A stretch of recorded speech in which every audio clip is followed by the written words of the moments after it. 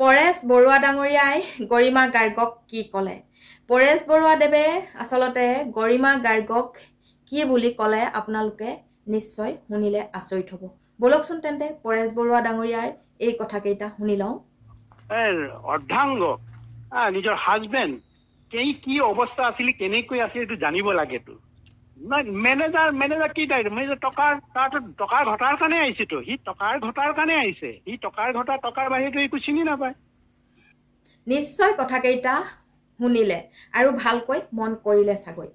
এই কথাকেইটা কিয় ক'লে আৰু ক'বলগীয়া কথা হয় যিহেতু, সেই গতিকে পৰেশ বৰুৱা ডাঙৰীয়াই এই কথাকেইটা ভাল উদাহৰণ দি কৈছে।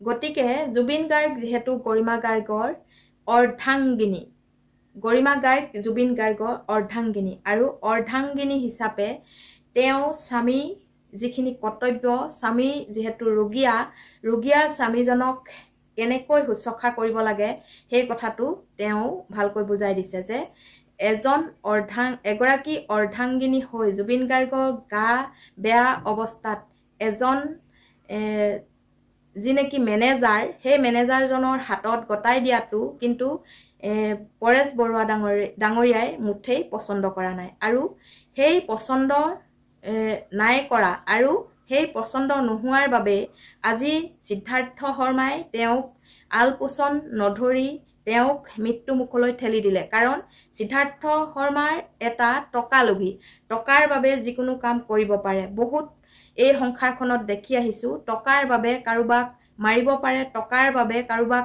বিকিব পাৰে, টকাৰ বাবে সকলোবোৰ কৰিব পাৰে, টকাৰ বাবে মানুহ ইমান তললৈ যাব পাৰে, নিজৰ মান সন্মান সকলোবোৰ শেষ কৰি দিব পাৰে।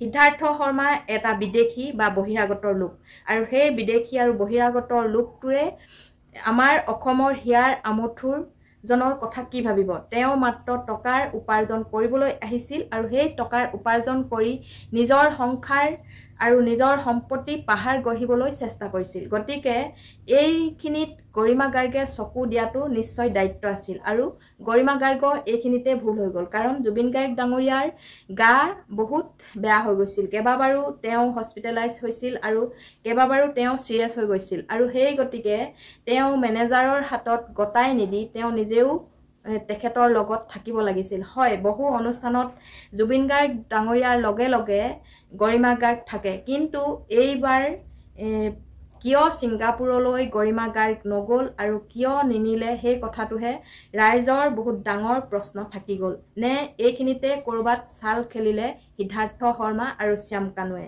সন্দীপ গাৰ্গ লগতে আছে, শেখৰ জ্যোতি আৰু মহিলাও আছে। মহিলা কেইগৰাকী বাৰু নাম নকওঁ, আপোনালোকে জানেই।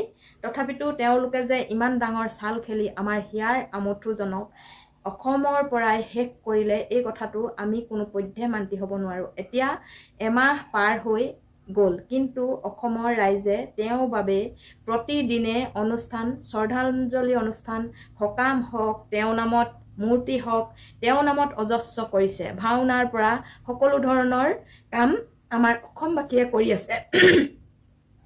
গতিকে তেওঁক কিমান ভাল পায় আৰু কেনেকৈ তেওঁক আলপোচন ধৰি ৰাখিব লাগিছিল সেই কথাটো নিজৰ পত্নীগৰাকীয়ে নিশ্চয় আনতকৈ বেছি বুজি পোৱাটো ভাল আছিল বুলি পৰেশ বৰুৱা ডাঙৰীয়াই সুন্দৰকৈ মন্তব্য আগবঢ়াইছে।